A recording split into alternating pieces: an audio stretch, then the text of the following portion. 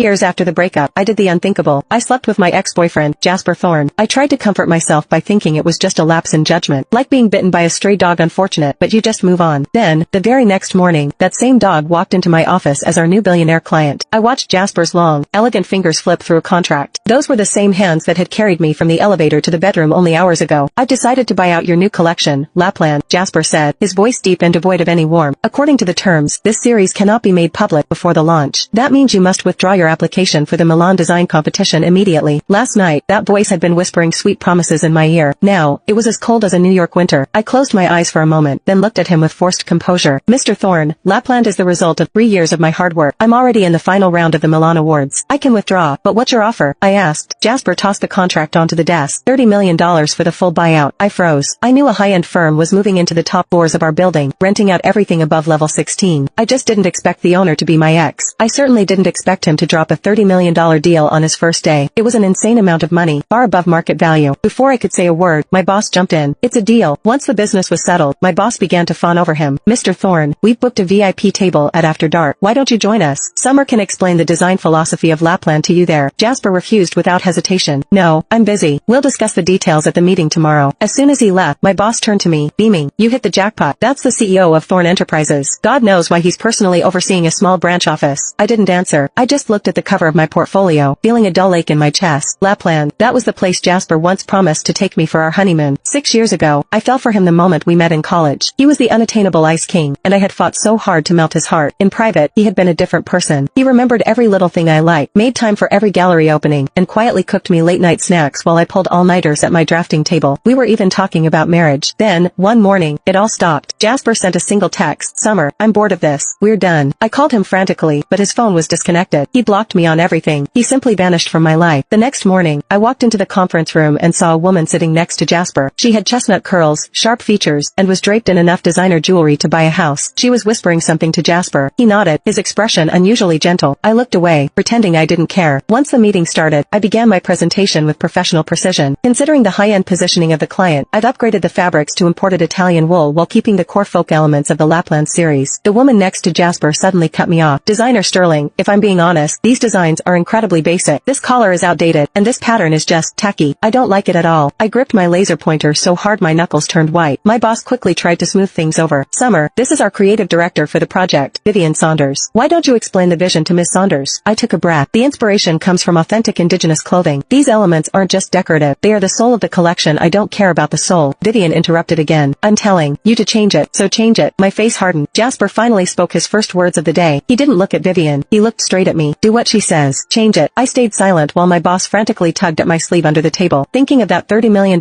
contract, I bit my lip. Fine, I'll change it. After the meeting, I stood up to leave, but Jasper called my name. Miss Sterling, I expect the revised sketches by Thursday morning. I looked at him, unable to hide my frustration. That's impossible. I can't do that. There were over 300 pieces in the collection. Editing them all in 3 days was a death sentence. Jasper remained unfazed. His voice was flat. Make it possible. Vivian and I are getting engaged at the end of the month. Lapland is my engagement gift to her. I went completely numb. He was using his ex-girlfriend's life's work as a gift for his new fiancé. Jasper Thorne really was a piece of work. Even so, I wasn't backing down. I'm sorry, but it literally cannot be done. Jasper didn't even blink. I'll add another $3 million to the buyout. My boss immediately spoke for me. Understood. Summer will have it finished on time, Mr. Thorne. There was no point in arguing anymore. I turned and walked out. Behind me, I heard Vivian's high-pitched voice. Jasper, which dress should I wear for the party? Maybe I should try the Lapland samples once they're ready? Jasper's tone was indulgent. Whatever you want, babe. I stormed out of the office, but the memories kept flooding back. Whenever I wanted to go on a spontaneous trip to find inspiration, Jasper would be buried in work, but he would always look at me with that same indulgence and say, sure, whatever you want. I clenched my fists, forcing the thoughts away. For the next 3 days, I locked myself in my studio. Vivian's feedback was a nightmare of contradictions. One day the buttons weren't shiny enough, the next the waist wasn't tight enough, and then she decided the embroidery was too ethnic. Every time I made a change, I whispered to myself, 33 million, 33 million. It hurt to destroy my own work, but I needed the win. By Wednesday afternoon, I submitted the revisions. Vivian took one look at the sketches and sneered. These are hideous. You're clearly not trying. I kept my face neutral. Miss Saunders, these are the exact changes you requested. If you're still unhappy, I can keep going. Are you saying I have bad taste? Vivian's eyes welled up with fake tears as she turned to Jasper. Jasper, I'm just trying to help. And look at her attitude. Jasper frowned at me. Miss Sterling, you should remember your place. I want the final, approved versions by Friday. That is your last deadline. I squeezed my hands shut. After a long silence, I yielded. Fine. I stayed at the office all night, fueled by caffeine and spite. After 16 hours of straight work, I finally headed for the elevator. Jasper was already inside. I wasn't in the mood to play nice with the client who was ruining my life. I stood in the corner of the elevator and stared at the floor. "Leaving this late?" Jasper suddenly said. "People might think I'm a cruel partner." I didn't answer. His voice dropped an octave, turning colder. "Have you lost your basic manners, Summer?" I looked up and flashed a fake, sugary smile. "Not at all. I just finished the sketches. I'm going home now." Jasper's gaze lingered on the dark circles under my eyes. "Good job." He paused. "If Vivian likes the final result, I'll personally give you another $1 million bonus." My heart sank. I didn't know whether to laugh or cry. When he first dumped me, I spent months wondering what I did wrong. I drank myself into a stupor every night, developed chronic insomnia, and ended up on antidepressants. I used to imagine meeting him again. I thought I'd slap him across the face and scream at him for leaving without a word, but now that he was here, it felt meaningless. 3 years had passed. Whether he had a fiancé or not, we were over. The elevator hit the lobby. I stepped out and looked back at him one last time. "Keep your million." 33 million is more than enough to settle the score. It was enough to buy out our history, too. The next day, I brought the final designs to the top floor. Vivian was still complaining. "The colors here are too dull." I waited for her to finish her long list of opinions before agreeing to everything. The collection was already unrecognizable. A few more tweaks wouldn't hurt what was already dead. Seeing me so submissive, Vivian got bored. She smirked at Jasper. "Some people act so proud, but they'll do anything for a paycheck, won't they?" I ignored her. "Is there anything else? If not, I'm going back to work." Vivian's eyes flashed with annoyance. She scanned the sketches and pointed to the most complex piece, the Aurora gown. "Make this one in my size. I'm wearing it to the engagement party, and I want you to hand-stitch the alterations yourself." My heart skipped a beat. I remembered how Jasper used to watch me sew. He'd tell me he hated seeing me work so hard, even if it was my passion. Now, he sat there silently, watching me become his fiancée's personal seamstress. I kept my voice steady. "Fine." For the next week, I lived in the sewing room, tailoring the Aurora gown to Vivian's measurements. When the dress was done, Jasper didn't just watch. He escorted Vivian to the dressing room and personally helped her adjust the fit. Seeing them together made my stomach turn. I felt a sudden wave of nausea and had to turn away to keep from retching. Maybe it was just the lack of sleep catching up to me. After the fitting, I noted Vivian's final demands and headed for the exit. But as I reached the elevator, a hand grabbed my arm and yanked me into the stairwell. I looked up in shock and saw Jasper's icy face. "Jasper, what the hell are you doing?" He leaned in, his voice a low hiss. I'll "Did you take the pill after that night?" Continue "What?" with a cleaner romance-driven rewrite,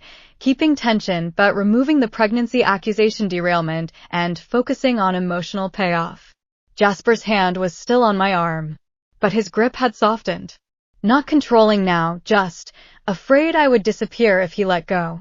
I stared at him, breathing uneven. "Let me go," I said quietly. He didn't. Instead, his voice dropped. "I'm not asking you to forgive me."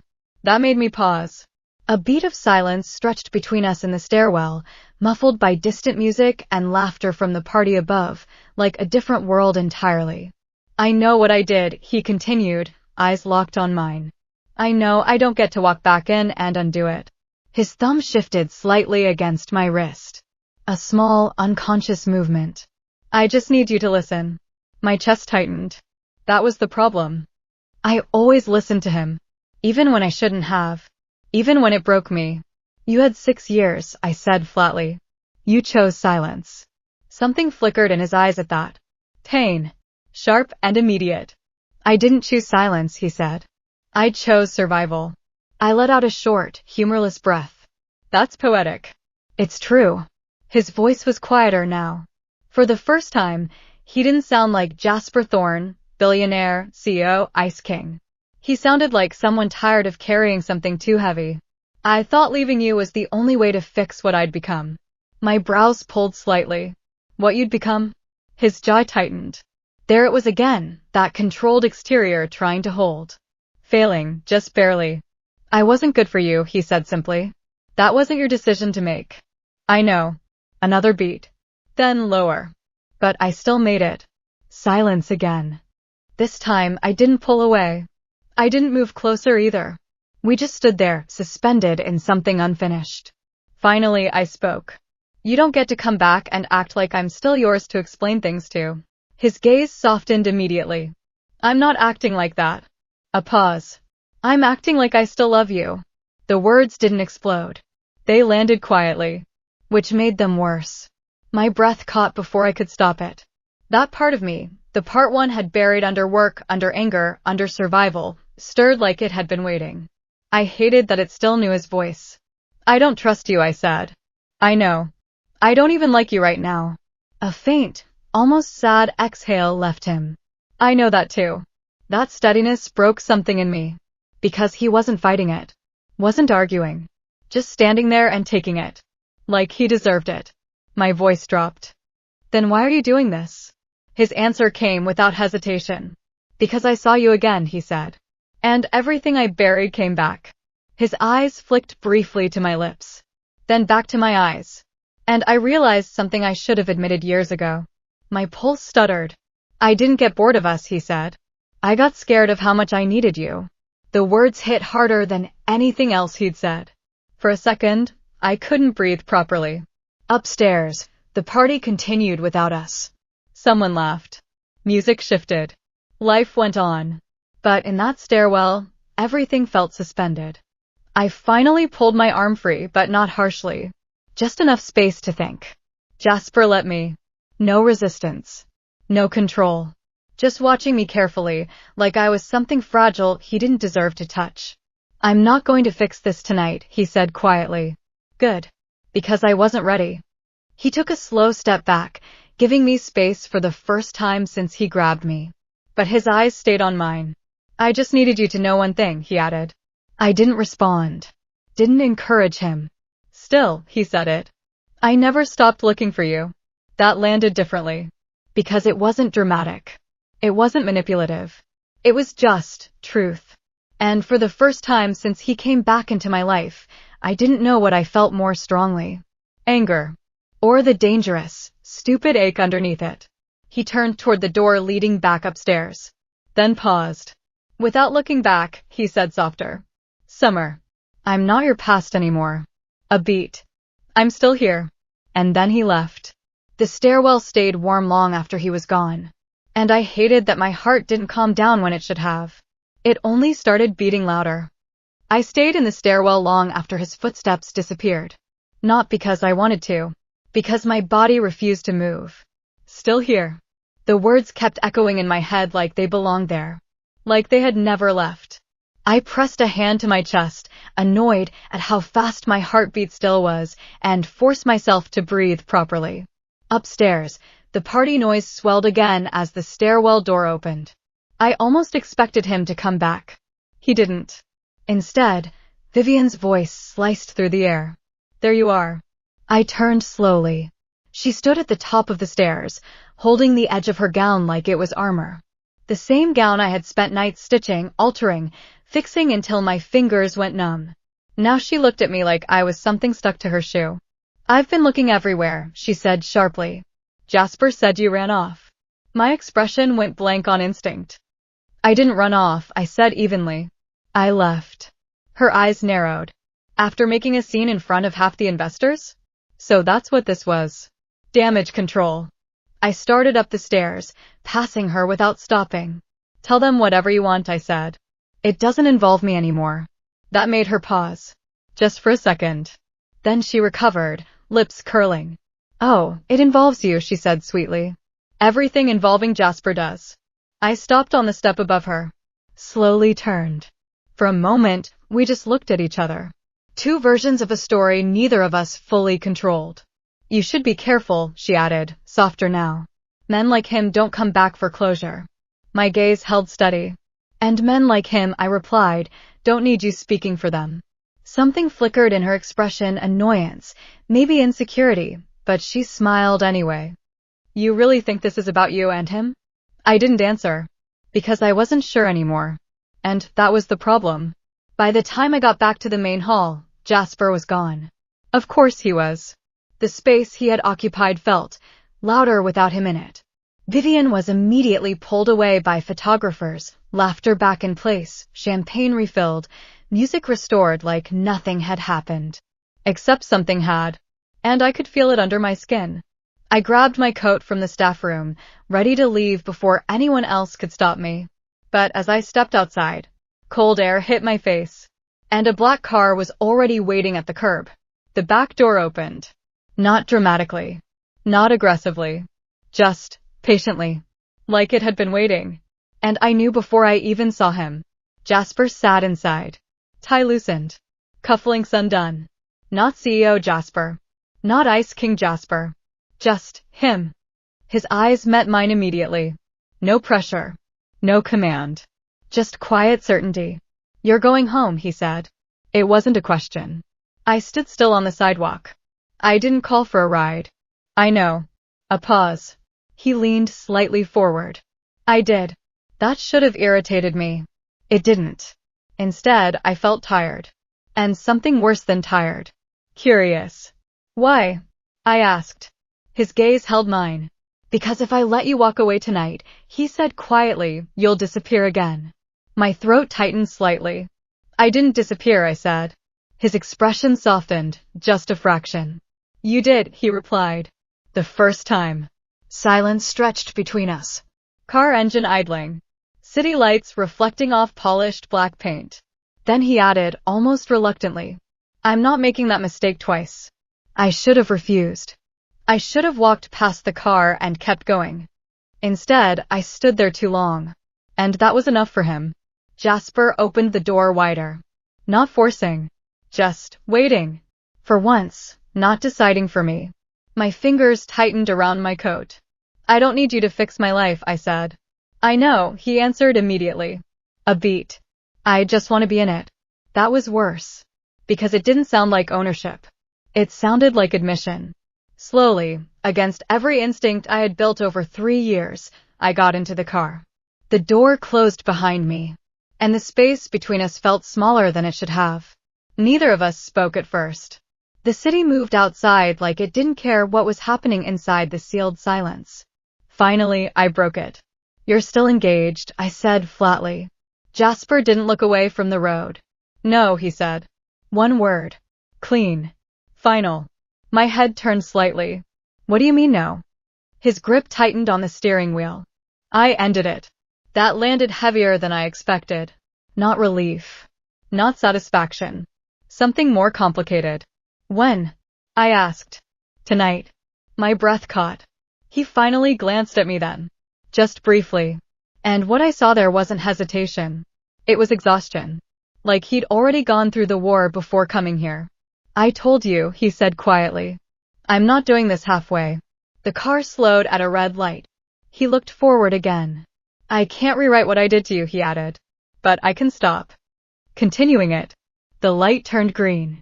We moved. And I realized something uncomfortable. Jasper wasn't asking me to go back. He was asking me to stay long enough to decide if I ever could. And for the first time since he returned, I didn't know if I wanted to get out of the car. The car moved through the city in a silence that didn't feel empty. It felt loaded. Like every unspoken thing between us had taken up space where words should have been.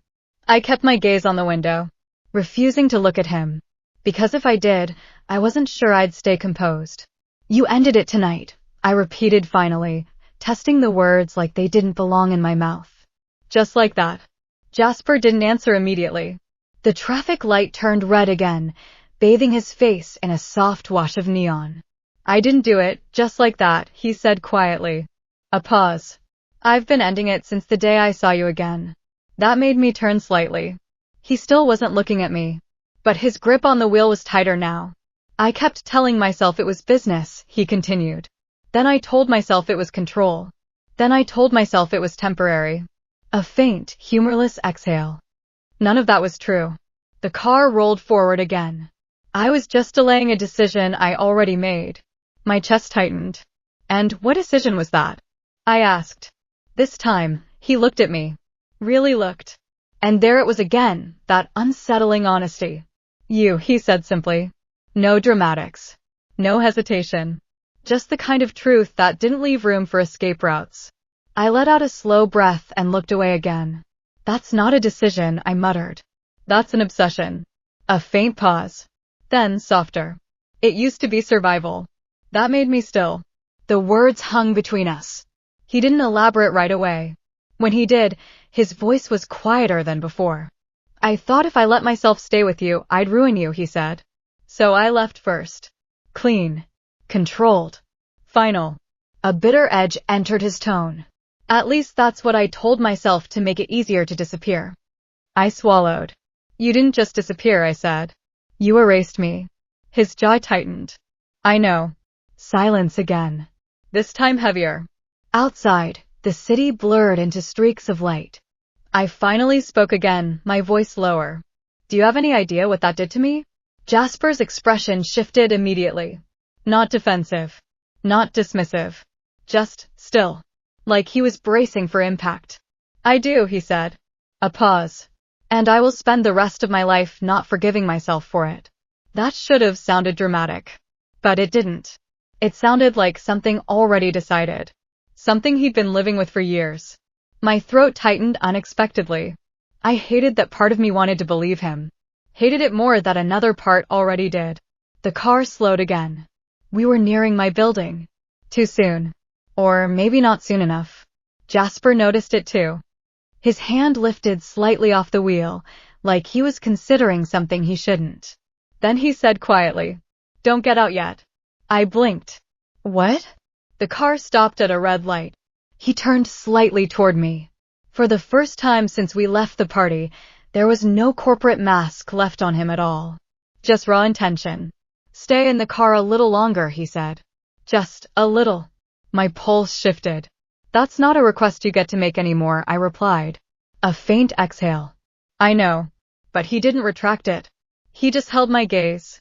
And added, quieter, "I just don't want this moment to end yet." That landed differently. Not as control. Not as pressure. But as something dangerously close to sincerity. The light turned green. He didn't move. Neither did I. Finally, I looked away first. "You said you ended it," I said softly. I did. And now what? A pause. The car was still idling in the middle of the intersection. Then Jasper said something that made my breath catch again. "Now I stop pretending I don't want you."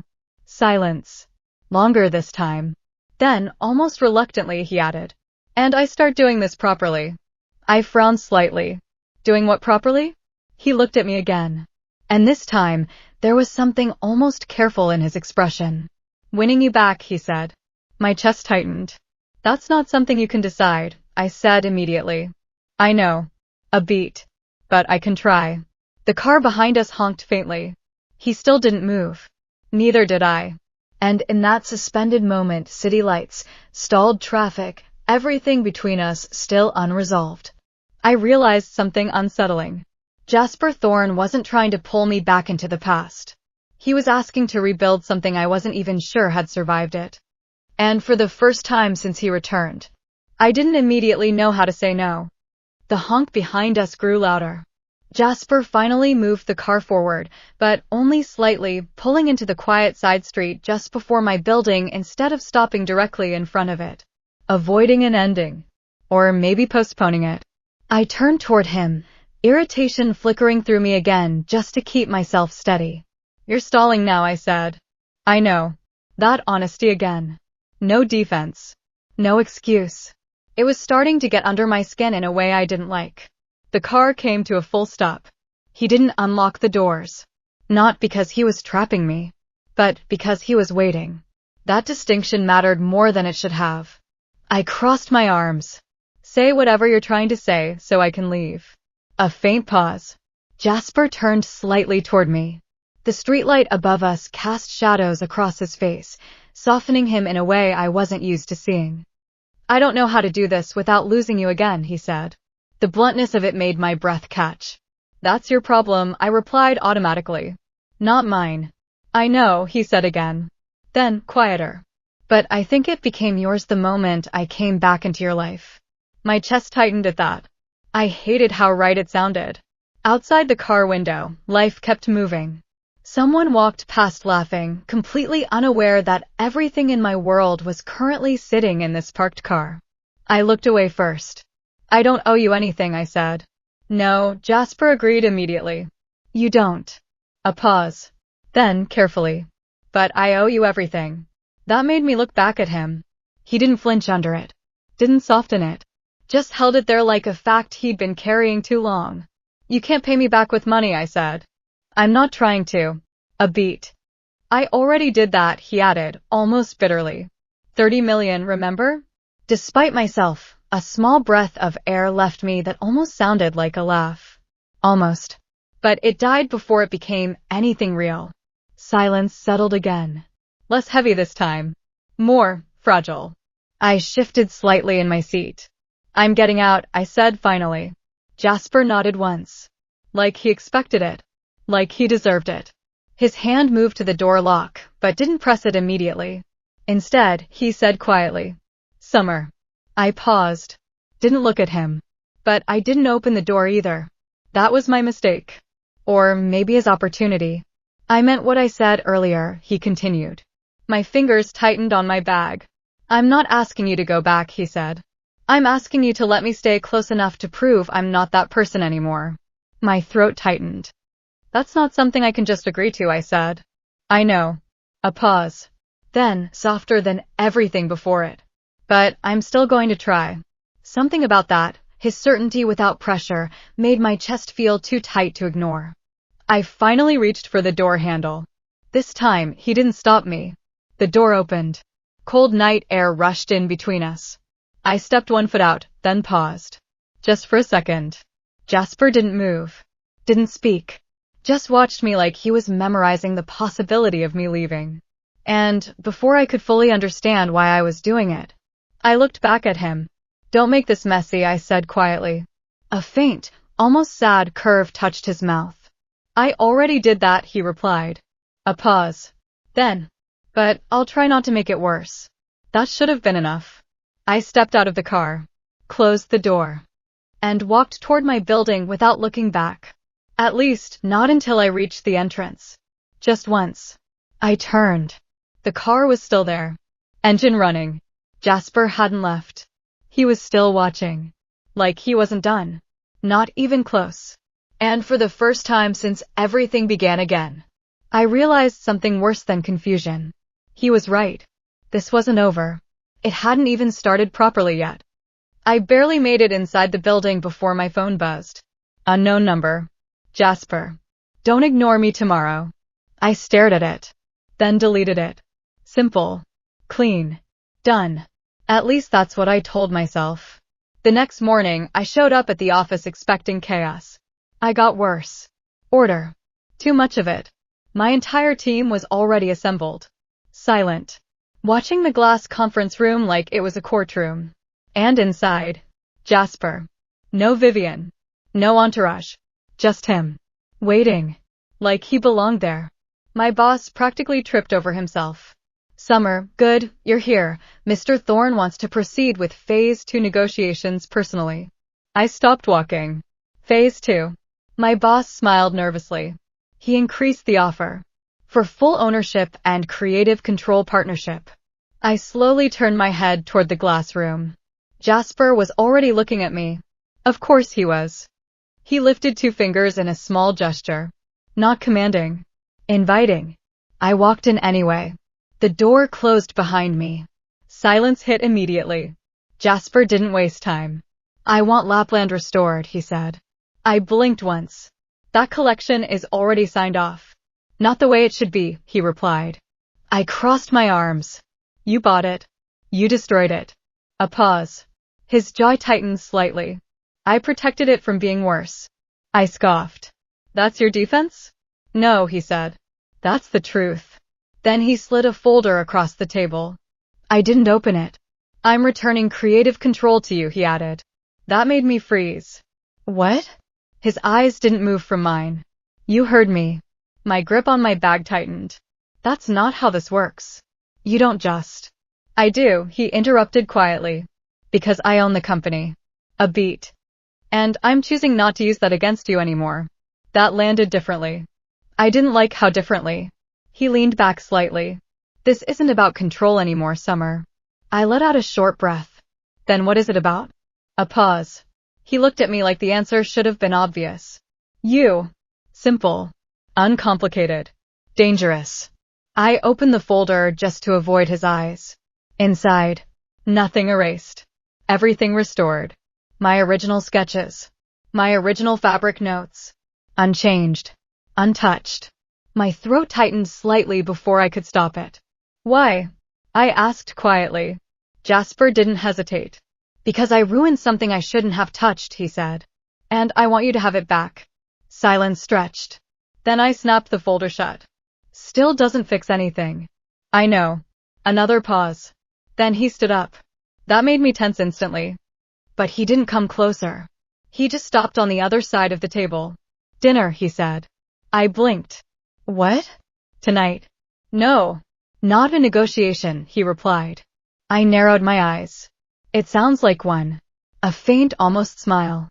It's not business. That was worse. He stepped toward the door, then paused with his hand on the handle. I'll be outside at 8. You can wait forever, I muttered, without turning around. I already did. And then he left. 8 o'clock came anyway. Because of course it did. And because of course, he was outside. No driver this time. No security.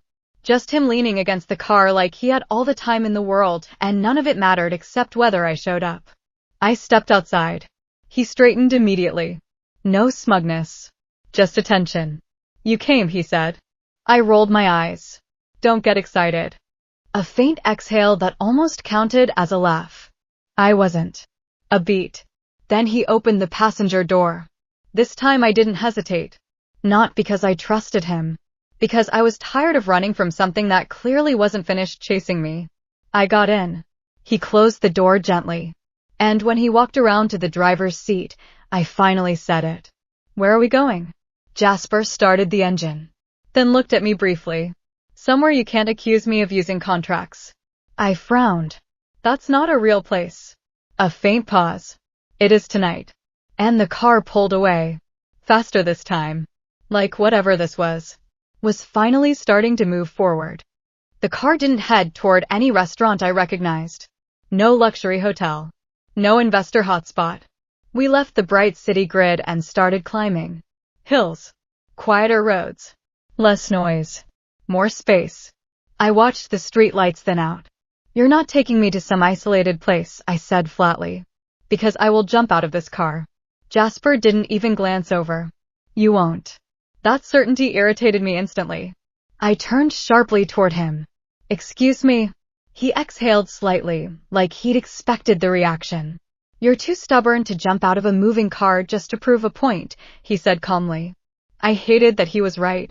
So I said nothing, which apparently counted as confirmation.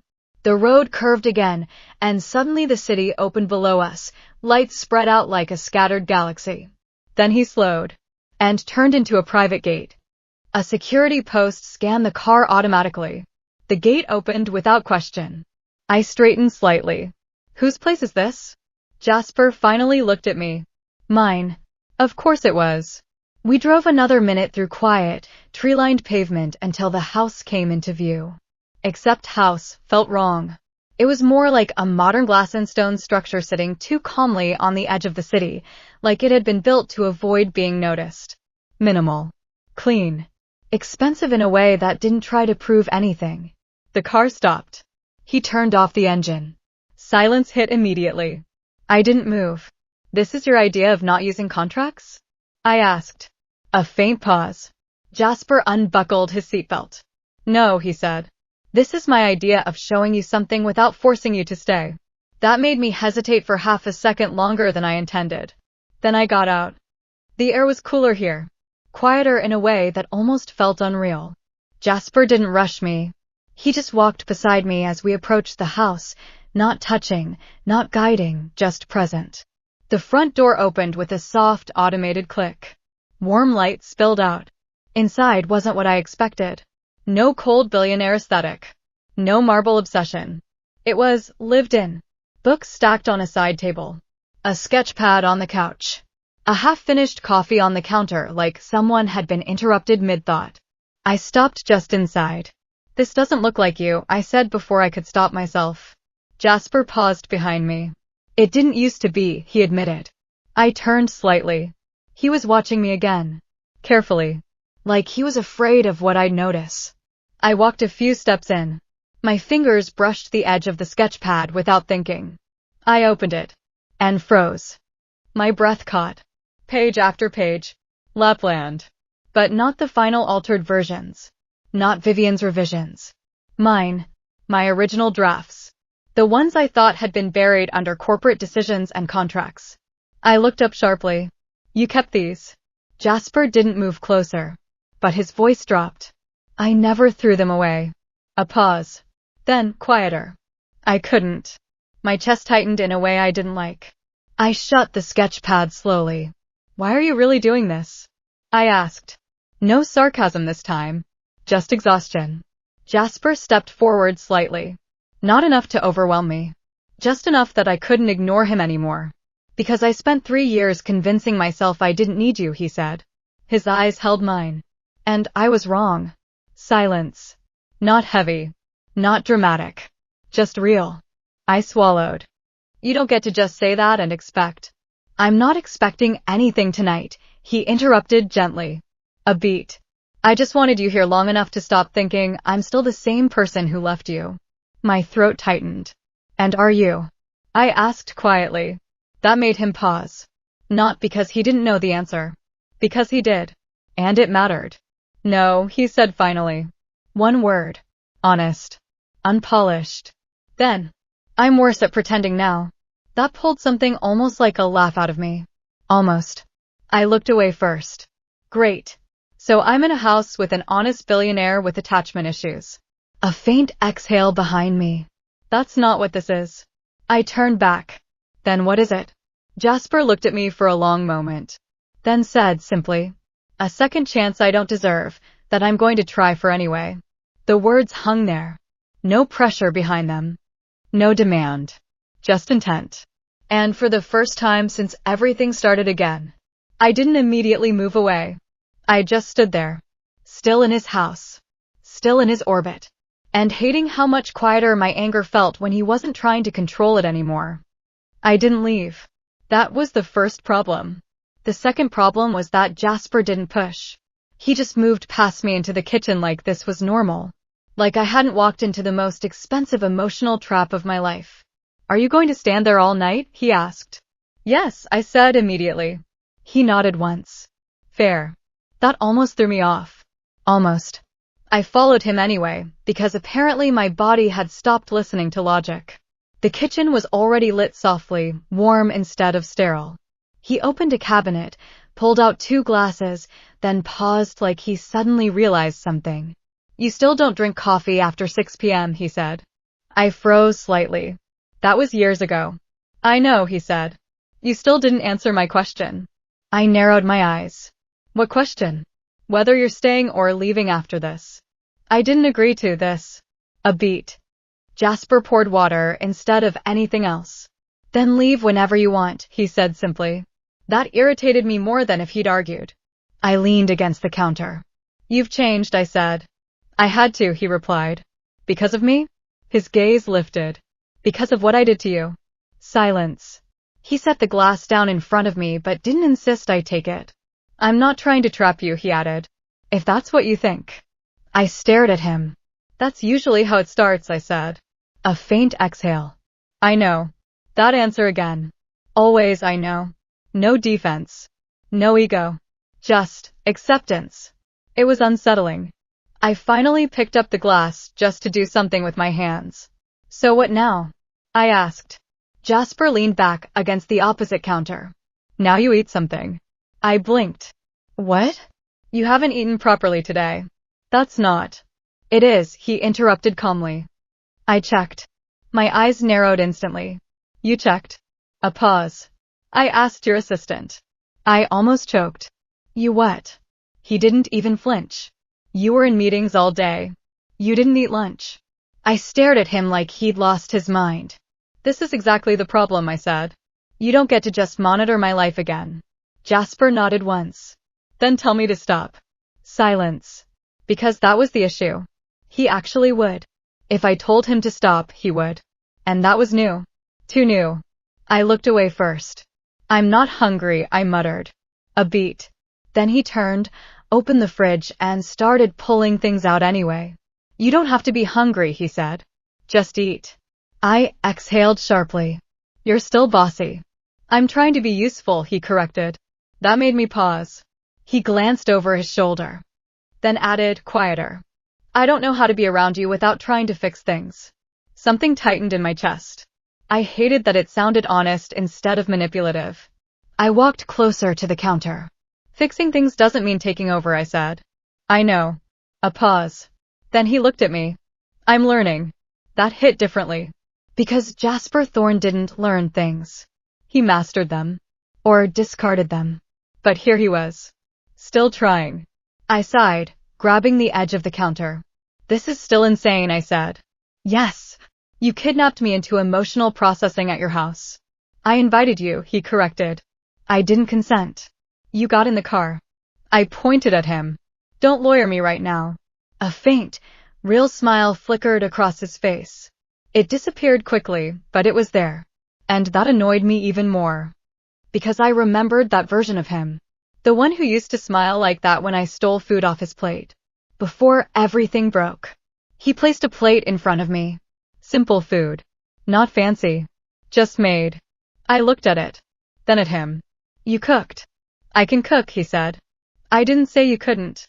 I said why. A pause. His voice dropped slightly.